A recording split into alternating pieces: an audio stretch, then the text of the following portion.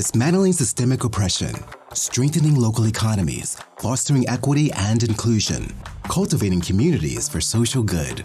We are motivated to leave the world a more just and compassionate place than we found it. A lofty goal? Maybe. An unreachable goal? Absolutely not. This is the Impact Out Loud podcast, powered by Prospera Partners. Now here are your hosts.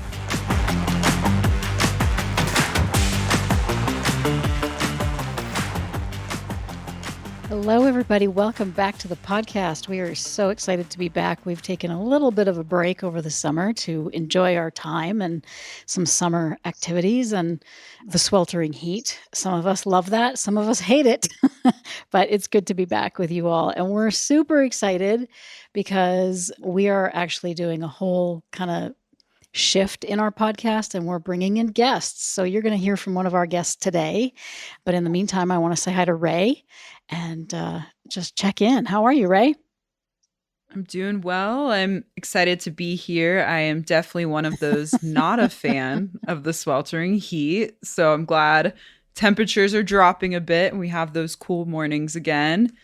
And yeah, excited to get into it today. Great. Well, we're super excited to have our guest with us today, Tudor Montague, who I consider a friend and a colleague and a client, and really lucky to have all three of those from you, Tudor. So welcome. Good to have you here. Hey, thanks for the invite, Vicki. And likewise, back at you. I consider you all of the above and a mentor as well with our history through NEAR. And great to see you and Rae as well. Good to see you too. Awesome. Thank you. So Tudor's business is Spirit Mountain Roasting Company. And I met Tudor when I was a mentor for the Native Entrepreneur in Residence program at New Mexico Community Capital. There you go. Whew, that summer break was a doozy. So I was a mentor in the program and a consultant to these amazing Native-owned businesses from all over the country. And Tudor applied to the program. Tudor, what made you want to apply into the program? Indian country being a small world, it was a good buddy of mine that I had worked with in the past that mentioned the program in the first place. And he was the one that kind of clued me in on it, told me what it was about, and it was just perfect timing for where I was at with my business. And New Mexico has a special place in my heart. I was born there, so everything was just like pointing in the right direction. I was like, man, let's give it a shot. So did it, and thankfully I was accepted. So that's how that started. Yeah, good. And we were so glad to have your application. And I remember reading it thinking, this guy, we need to bring this guy in because he's got a great concept and you just had all the right sort of elements to starting the business and the right mindset to starting the business and, working hard. So tell us about your business and then we'll get into all of that a little bit more too. Yeah. So it's Spirit Mountain Roasting Company. I founded it in 2015. So I was still working full time in the environmental field and got the business up and running. I was still living in Mesa, Arizona, basically coffee roasting company, specialty coffee, fresh roasted, started with just local sales, friends and family, then started building up the brand, got everything set, and then moved back home to the res and basically started as just the wholesale. And then I added a online web sale presence, which was kind of my retail side, but it was basically just that, doing cafes. I got a contract with our casino, so had some wholesale accounts and then a little bit of web sales to start, and then recently branched into the brick and mortar cafe side. So, yeah. Yeah, it's so exciting. I want to hear all about that and all the challenges and successes of getting to the point of launching the cafe, because I know that was part of your original plan when we first met. So part of the work that we did together was really digging into your business planning, your strategies of how you were going to grow the business and social impact. So talk about that because you have a great, what do you call it, seed to cup, coffee bean to cup model and your sourcing. So talk about that for us. Yeah. So that tagline you mentioned, we say is Indigenous from seed to cup. It was something I wanted to build into the company early on. And I think coming from the environmental background. The work I did previously in the environmental field kind of had my eyes open to impacts that we have on the planet, whether it's business, personal, however we live our lives, we have a footprint one way or another. When I had the concept for the company come together, part of that is finding a supply chain. With that in mind, the supplier that I'm currently working with and been with them since the beginning, we've talked about this, and I'm real proud of it. Is they're a certified B Corporation, so they're a coffee importer that just by the way they do business, they've had a third party come and look at their operations and say, yeah, you're paying your people fairly. You're operating in a good way, basically. So that was the start. Found a good company that is operating well. So they import coffees from pretty much all over the world, but they focus Central and South America.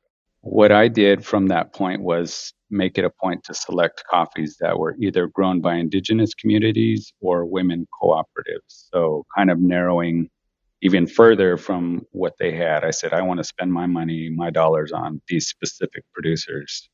So on that side of it, I was able to kind of direct, of course, our dollars and be true to that concept, indigenous from seed to cup. So at least, if not all, at least some of our coffees are from a indigenous producer or a women-owned cooperative. So on that side of it, and that whole kind of story is pretty neat as well. From where the coffee beans start on a tribal community in Central South America, get all the way over to my community where I roast it on the reservation here, and then ship the coffee out. We have a lot of tribal customers, whether they're casinos or boutiques. So the beans have traveled from south to north a lot of times and landing in indigenous lands and being consumed in indigenous lands. So that's the indigenous from seed to cup concept. And then just the materials and supplies that we use, we have to pay a little more, but we purchase compostable, recyclable materials. Our coffee bags are recyclable, compostable. The cups we use here in the cafe are plant-based materials. So just incorporating that entire, I guess, concept into the business model from the beginning was important to me. So that's kind of how we, I think, align. And discussions you and I had helped me kind of bring that focus into how we operate. We had many discussions on, what does it actually mean to live this way or operate this way. I think we've done a pretty good job. Yeah, absolutely. And to put it out front, right? And to really put it out there to your customers that this is how you operate your business, and you want them to know that, and you want to be fully transparent with them as well. And that's why people pay what they pay for your product, because it is a very good product, and you have beautiful packaging that is biodegradable and recyclable and all of those things too. So you are living all of those values and tenets. Yep, absolutely. Yeah, we're proud of that. And takes a little extra effort, but like you said, I think it's people understand that and they gravitate towards that. The ones that are aware and conscious, they make that decision to spend that dollar with us versus another company that may not, follow that path. Yeah. So, will you tell us a little bit more about your tribe and your reservation and where you're located specifically?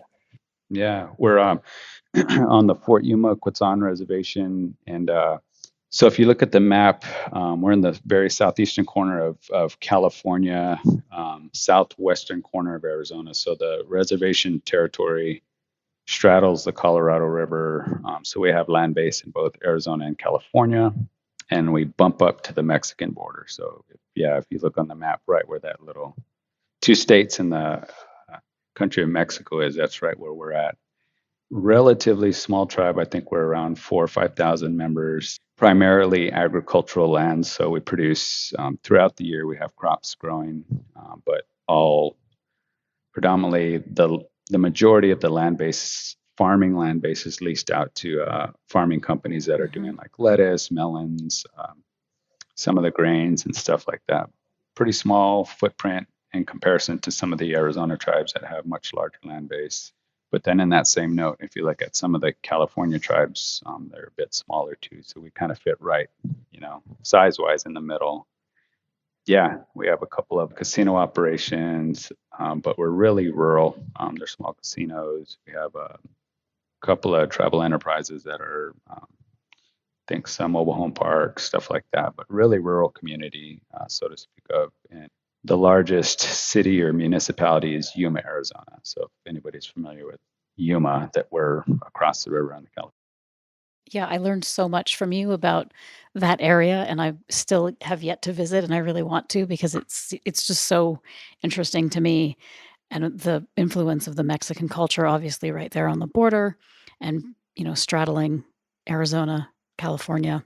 And you have been so instrumental in collaborations across your reservation and in Yuma. So let's hear a little bit more about that because one of the other participants in our Native Entrepreneur Program was Romero Marquez, who owns Red Moon Ale House, and you introduced him to the program as well. And you had been starting to collaborate with him and his ale house. So tell us a little bit about that story. Yeah, that's a neat operation. So Ramiro is a community member from Fort Yuma Quechan, and the tribe's economic development department had purchased some properties within Yuma. So the tribe had some interests in commercial properties, and Ramiro was able to work and actually get one of the anchor points in the old historic part of Yuma, and he opened up the Red Moon Ale House. It's a really neat concept. It's an arcade, pub, and restaurant pub with the old school arcade games. Super cool. They've since ventured into live music, so they have a lot of live music acts come in, which is, I think they're one of the only or very few that does have live music in Yuma. So it's pretty neat to see. He got into the NEAR program as well. After we both graduated, we did a little collaboration, and he was carrying our cold brew there, which is when we were kind of, Spirit Mountain was still kind of getting on its footing, and he's opened his arms, said, "Yeah, man, bring it in." So we had the cold brew on tap for quite a while. But yeah, cool connection, full circle. Yeah, absolutely. It was so fun to work with both of you and to talk about that collaboration too, and, to get to know both your businesses so well. One of the things that you really wanted to embed in your business plan was the support for your reservation and your tribal members and family, you know, uh, the extended family of tribal members and how to really give back and to impact the community. So, what was that like for you in going into that with that mindset? And where are you now in terms of your company's impact? Yeah, that was definitely a big part of the vision for the company. And like I said, when I got it started, I was still living in Mesa and made a decision to move back home to the reservation as we started to gain a foothold and people were really digging the coffee. I was like, okay, if I can make this work, I want to do it back home in the community, in order to provide jobs in some form, however small in my mind, economic stimulation and opportunity in the community. So we did move back. Again, there was a lot of obstacles that we had to face coming from a large metropolitan space, potential customer base, access to a lot of business infrastructure, coming to a really rural community.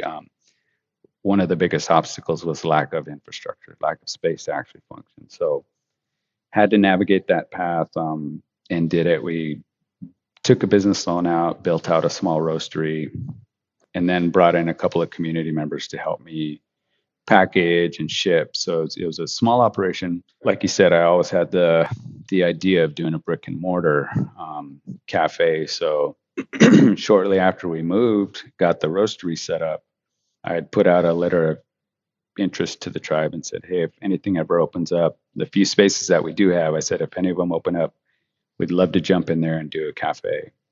That was before COVID. COVID hit. Thankful that, we had kind of the diversity we did with the online web presence, which was vital to keeping us going. All of our wholesale stuff just kind of shut down. Made it through that. And then out of the blue, the tribe reached out and said, hey, we're going to have a space. That's a whole kind of other story. They got some grant funding to create an incubator space, which is where I'm sitting at right now. And they said, "Would you like to be the anchor tenant in this location?" So they kind of subdivided this area. I said, "Absolutely." So we're responsible for building out the cafe space that we're in now and put it together. And that was kind of the second phase of my vision for, occupying this space and providing opportunity. So yeah, long story short, on that end, we now employ 6 more community members in the cafe, getting them job skills and pride in being able to serve some really good coffee and pastries here in the community, in the heart of the community too. So it's been awesome. I kind of want to jump into so many things because I want to hear more about the incubator and the necessity for that in your community. But I just want to finish up about the cafe first. And where are you at with the cafe and how many folks are you employing now? Because I think I saw a social media post that you had 6 young employees from the tribe, right? Yes, yep. We're actually close to our 8th week, I think, in operation. So super new into it, but we have 6 community members that are employed, all from the community here, which is, my point of pride is what I said I wanted to come back to do. And yeah, so we're 2 months in, 6 community members hired on staff, and it's awesome because we do have one of the community members is a chef, pastry chef. She's been to culinary school and does all of our pastries fresh every day. We get rave reviews from that, so it's really neat to see everything come together like this and be able to provide that opportunity for staff. But then on the flip side, the community can come into a space that's unique and beautiful, and they can take pride in that. And you see that, when they walk in, and being able to serve them the product, fresh roasted coffee, fresh baked pastries is what it's all about. Yeah. Well, I have to say that every time we look at your social media account, because we follow all of our clients, of course, and the pastries look so amazing. So you're doing a great job. So we're going to wrap up this episode, but you are going to come back and talk more. And I want to dig into some of the challenges of running a business, running a social impact business as you are. So we'll get to that in our second part. But we've always had this section in our podcast called "What the fuck?" WTF or aha moment. So I would love to just open it up to you about sort of a segue into our next part with you. What is either a WTF moment or an aha moment that you've had in your journey so far? Gosh, there have been a few for sure.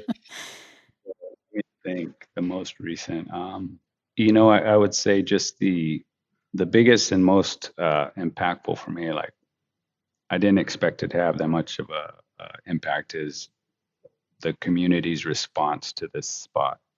From elders that come in, we've got elders that come every morning to get their coffee and pastry, or folks from surrounding communities coming in and just seeing them light up.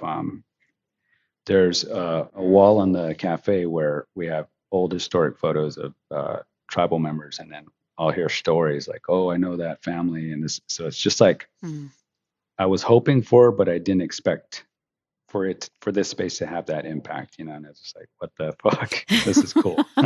That's great. That's both an aha and a what the fuck moment, right? Like Yeah. you don't realize the impact you're having until you see it. So that's amazing. So great. Ray, you've been so quiet. I know you're just absorbing all of this great information from Tudor. So I want to give you the last word. Sure. I mean, I feel like there's an aha in here of, and again, a platform I get on all the time of how important place and space is. And Yeah. even when you're a business, I mean, I guess we think of coffee shops as spaces, but they really do serve as this third place, right? Where you can really gather and connect and be supported by a community. So just another aha in that, really embodying that in your business and carrying that on. So my aha moment is really about how hard you have worked, Tudor. I every time we text or we talk, over the last few months, even when you were in the midst of launching the cafe. You're like, "Oh, I'm so excited," and you're so dedicated. So that's my aha moment because it's so front and center of your hard work and dedication. That's a shout out to you and my own personal aha about how hard you work. I appreciate that, Vicki. Yeah, it's really the roastery side. What kind of started this was that's still full time for me. And now I'm having to be at two places at once. So keeping the heart of the cafe going with the roasted coffee, and then overseeing and managing the cafe. It's like I wish I could clone clone myself and be at both spaces at once. Right? Well, that's a great segue. So we're gonna leave it here for today, but you are gonna come back and talk to us again in part two, and we're gonna dig into some of that, the challenges of running a business. So thank you so much, Tudor. Follow Tudor on Instagram, Spirit Mountain Roasting Company Instagram, and the cafe as well. So it's a great social media feed, and you can buy his products online, and they will ship to you. Thanks a lot, Vicki. Thank you so much. We'll see you next time on Impact Out Loud. Thank you for listening to the Impact Out Loud podcast, the podcast that empowers bold impact for good, powered by Prospera Partners.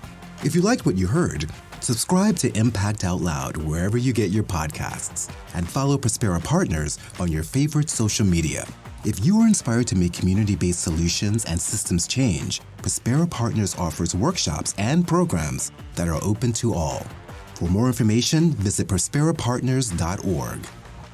Thank you for joining us. Until next time, be well and do good.